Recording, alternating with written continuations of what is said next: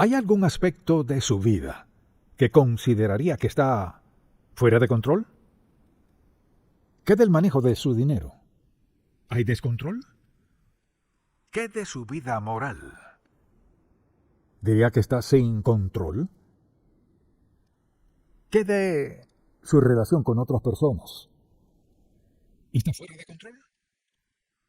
¿Qué de la actitud que tiene hacia algunas personas, como envidia? Al pensar en su vida, ¿hay algún aspecto del cual diría, bueno, creo que está sin control? Por ejemplo, bebe y quizás consume drogas. O tal vez apuesta un poquito, eso dice. ¿Y qué de los chismes? ¿Qué de tener un espíritu crítico? ¿Qué de ser perezoso? Nada de eso cuadra con nosotros. Por eso el apóstol Pablo les dijo a los Gálatas, el fruto del Espíritu es amor, gozo, paz, paciencia, benignidad, bondad, fe, mansedumbre, templanza.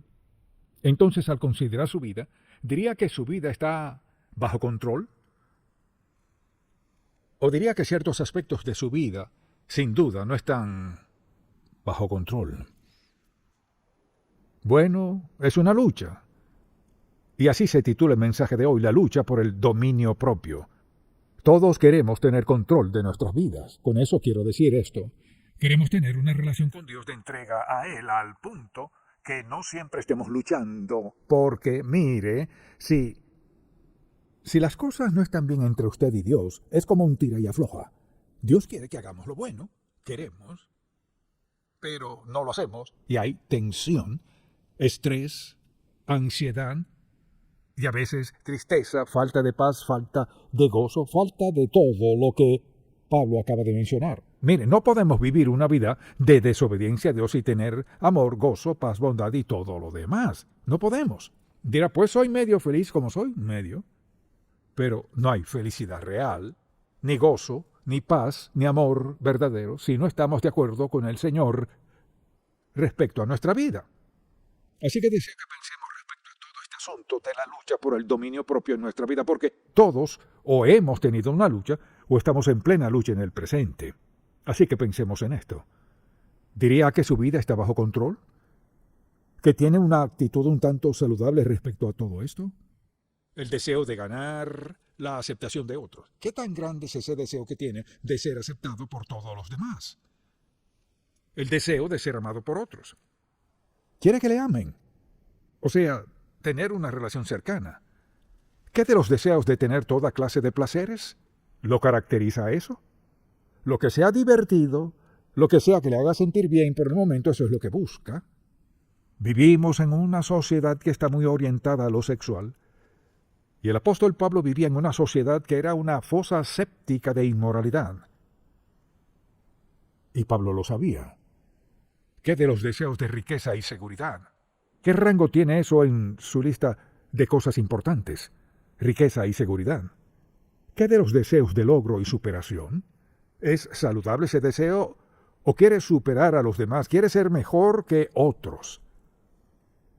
¿Qué del deseo de tener notoriedad y fama? Mire, por eso es que la gente comete atrocidades. Tendrán su nombre y su foto en la televisión, en el periódico, pero mire cuánto les costó. Diría que tiene un gran deseo de felicidad. Si eso es cierto, ¿qué hace para ser feliz? ¿Qué hace para ser feliz? ¿Qué de su deseo de atractivo personal?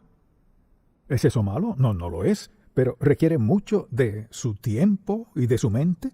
¿Solo quiere lucir bien o quiere lucir bien y mejor que alguien más?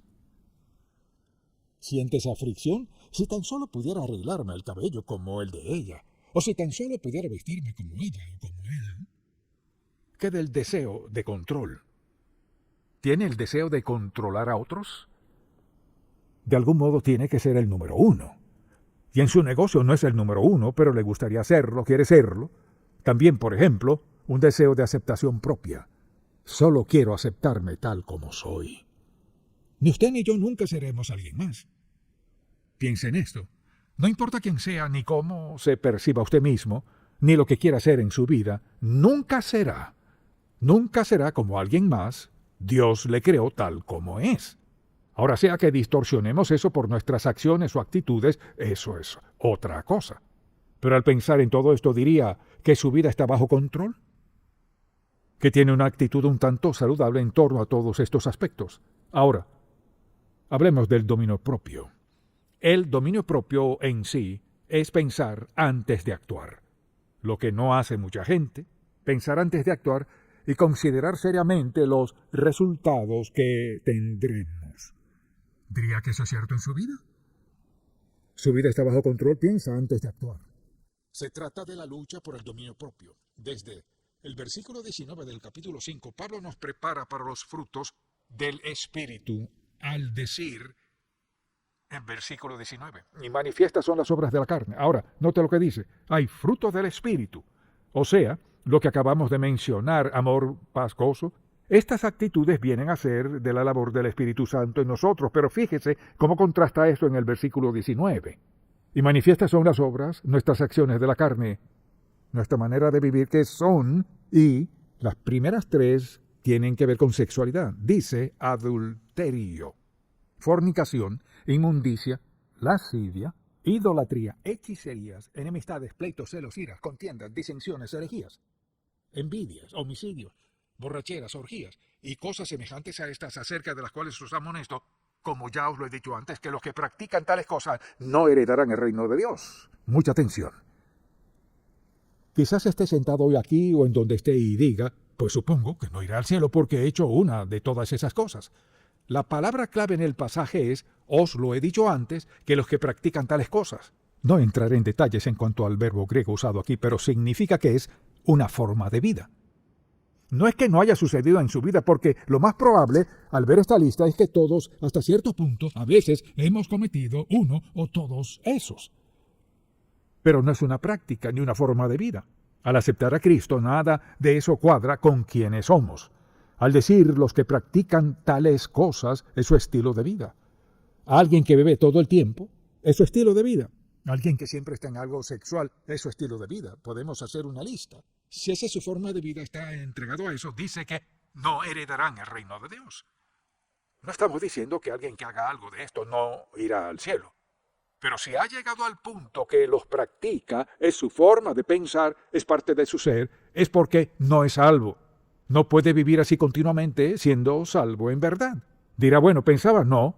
Escuche lo que dice, los que practican tales cosas no heredarán el reino de Dios. Así que esas son nuestras acciones, pero ¿qué del fruto del Espíritu? Pensemos en eso por un momento y hagamos unas cuantas preguntas. Al pensar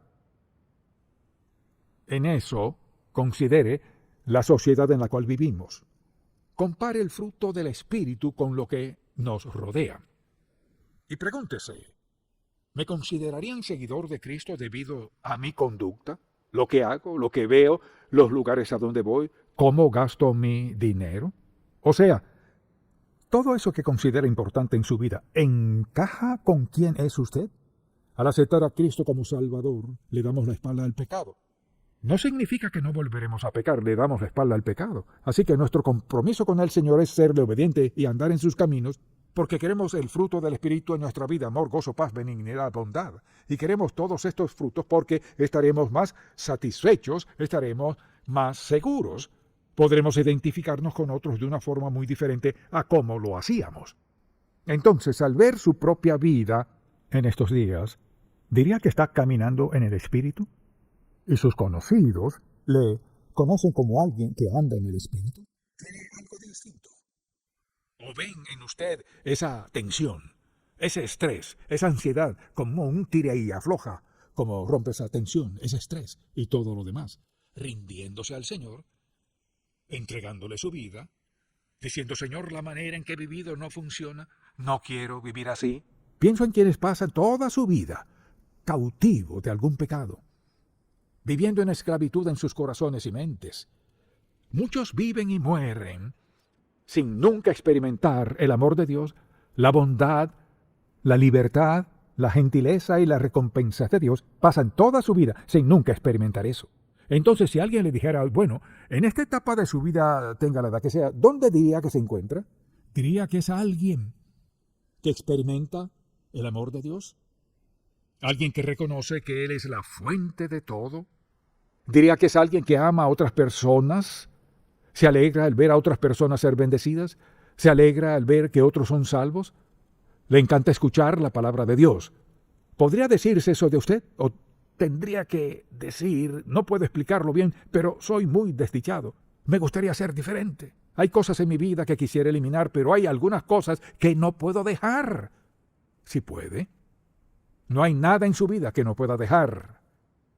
El pecado que sea, si está dispuesto a entregar su vida a Cristo y decirle, mi vida es un desastre, la arruiné, he herido a otros, he pecado contra ti y contra mí mismo, he pecado contra quienes más amo, Señor, ¿puedes ayudarme? Te doy mi vida. ¿Le ayudará? Cambiará su vida. Cambiará su vida. Dominio propio. Diría que su vida está bajo el control de Dios. Si no, permítame preguntarle, ¿es feliz? No lo es. ¿Está satisfecho cómo le va en la vida? No. No puede vivir fuera de la voluntad del plan, el propósito de Dios para su vida y ser feliz. No puede. No el verdadero gozo, ni la paz real, ni ninguno de esos frutos del Espíritu. Eso no estará en su vida. El fruto del Espíritu, no de la carne. Y lo que más me concierne es cómo la gente vive y al ver su pasado piensan, bueno, ¿por qué me sucedió esto? ¿Por qué no fui bendecido? ¿Acaso no fue por no escuchar a Dios? Si vivimos en desobediencia ante Dios, sufriremos las consecuencias. Es decir, todos los que decimos ser seguidores de Cristo, no hay excusa aceptable para que no tratemos de llevar una vida consagrada, en la cual el Espíritu Santo controle nuestra mente y nuestras acciones. Cuando Él tiene el control, pensamos antes de actuar, nuestras acciones siguen su propósito, su plan y su voluntad para nuestra vida. Entonces, ¿cuál es la clave para nuestro dominio propio? En este breve pasaje bíblico, Pablo nos da una oportunidad de examinarnos para ver dónde estamos en nuestra relación con el Señor. Entonces, dominio propio requiere que pensemos antes de actuar. Eso debe escribirlo. Dominio propio requiere que pensemos antes de actuar. Y el problema es este. La gente actúa antes de pensar y luego se lamenta. Entonces hay que tener un firme deseo de obedecer a Dios. Sin un gran deseo de obedecer a Dios no llevaremos una vida consagrada. No superaremos casi cualquier cosa sin ese firme deseo de que Dios nos faculte. Así que debemos creer en nuestro corazón que el Espíritu Santo, quien mora en nosotros, nos facultará. Pensemos en esto. Jesucristo sabía todo sobre tentaciones, pruebas y todo lo demás. Por tanto, cuando nos prometió el Espíritu Santo, sabía lo atroz que era la sociedad en aquel tiempo. Al aceptar a Cristo como nuestro Salvador, el Espíritu de Dios vino a nuestra vida para facultarnos, para vivir en cualquier sociedad donde vivamos, para vencer toda clase de pecados. Así que no es usted solo contra su entorno, sino usted y el Espíritu Santo, quien ha prometido darle lo que necesite para ser victorioso. Está allí con solo pedírselo y entregarle su vida. Al pensar en eso, considere que tiene alguien para ayudarle a superar esto. Así que considere muy en serio estas preguntas. Piénselo por un momento. Antes de hacer cualquier cosa, pregúntese, ¿cómo me afectará esto espiritualmente? En segundo lugar, ¿cómo me afectará esto económicamente? ¿Y cómo afectará mi salud? Mucha gente hoy está donde está físicamente por haber quebrantado las leyes físicas que Dios les ha dado. Luego se preguntan por qué están donde están. Así que a menudo es una violación de un principio que Dios les ha dado. Pensémoslo, ¿cómo esto afectará en lo espiritual, en lo económico, en mi salud? ¿Cómo esto afectará la manera en que otros me ven? Dirán al verle, ella está muy entregada al Señor. Puedo percibir que él está muy dedicado al Señor. Nunca lo convencerían de ir a ese lugar. Nunca permitirían eso en su vida. Es decir, al pensar en su vida, ¿cómo le ven los demás? No perfecto, nadie es perfecto, pero le ven, mucha atención, le ven como un verdadero creyente. Ven en usted a alguien que no solo dice ser creyente, sino una persona que lo vive. No perfecto, pero ven la diferencia en usted. Entonces, hágase esta pregunta, todas estas preguntas, y pregúntese, ¿cuáles son las consecuencias de mis acciones? Mis compañeros de trabajo ¿Me ven como alguien que ha llevado una vida cristiana? ¿Mis amigos me ven como alguien que hoy fue sincero en esta situación? ¿Me ven otros como alguien que es muy insensato con el dinero? ¿Irresponsable con mi vida moral? ¿Irresponsable con mi actitud? Dicho de otro modo, es el fruto del Espíritu, evidente en nuestras vidas a diario, cada día. Pensemos un momento en esto. Dios ha provisto lo mejor de Él para nosotros y mire, no he dicho que sea fácil. No es fácil. A veces es difícil tener lo mejor de Dios, pero permítame preguntarle, ¿qué es mejor que lo mejor de Dios? Nada. Entonces, cuando Pablo escribió toda esta carta de Gálatas, escuche lo que dice, por ejemplo, dice en el último capítulo, no os engañéis, Dios no puede ser burlado, pues todo lo que el hombre sembrare, eso también segará. En todos estos 6 capítulos nos anima a vivir como agrada a Dios. ¿Y qué dice? No os engañéis, o sea, no crean la mentira del diablo. Dicho de otro modo, no podemos burlar a Dios y decir, no creo en Dios y todo lo demás. Todo lo que el hombre sembrare, eso también segará, aunque lo crea o no. Dios no puede ser burlado, pues todo lo que el hombre sembrare, eso también segará, punto. Quizás diga, bueno, no creo que uno siempre coseche lo que siembre, entonces eso sería decir que Dios mintió. Le diré otra razón para creerlo. Ve a su alrededor. Ve a sus amigos que toman. Ve a quienes se drogan. Quienes viven en inmoralidad a diario. Quienes se engañan si pueden, mienten si pueden y se jactan de eso. No querrá esa clase de vida porque, mire, no podemos cambiar la ley de Dios. No podemos cambiarla y su ley es cosechamos lo que sembramos. Piensa en esto. Ha estado sembrando algo todos estos años. Ahora Dios dice que segará una cosecha. ¿Acaso algo se le escapa a Dios? No. ¿Acaso Dios es sentencioso? No. El problema es que escuchamos lo que dice, pero no lo creemos. Por ejemplo, si alguien me dijera, le diré algo, pastor, si usted baja hasta acá, sucederá esto. Si lo hace, se fracturará la pierna. ¿No sería sensato ver esos 4 escalones y decir, pues lo haré de todos modos? ¿Sabe qué? Justo es lo que hace la gente cuando escuchan la palabra de Dios y luego dice, bueno, sí creo eso, pero salen y hacen todo lo contrario. Ahora preste mucha atención. Es cosa peligrosa escuchar la palabra de Dios y luego desobedecer a Dios a sabiendas y adrede. Peligroso. Porque lo que el hombre siembre, eso cosechará. Cosechamos lo que sembramos más y después de sembrarlo, no nos gusta esa parte. Solo porque no le vaya mal ahora mismo en su vida y cree que se ha salido con la suya con su pecado, no es así, no ha quedado impune. Le dirá por qué. Dios le ama mucho para dejar que se salga con la suya. Le ama mucho para eso. Además iría en contra de sí mismo. Dios ha escogido lo mejor para quienes están prestos a escuchar, rendirse y andar en sus caminos. Tiene lo mejor. No vea a los demás ni se compare con ellos. Dios tiene un plan para su vida. Él tiene el mejor plan para su vida. Pregúntese, ¿qué estoy haciendo en mi vida que, mucha atención, qué estoy haciendo en mi vida que está robándome de lo mejor de Dios? ¿Qué es? ¿Qué está haciendo que está robándole lo mejor de Dios? Creando estrés, tensión, conflicto, un tira y afloja en su vida. ¿Qué hay en su vida que no puede dejar, que quiere en su vida y que anhela, pero no tiene? ¿Qué está haciendo en su vida que le ha cerrado la puerta a las bendiciones de Dios?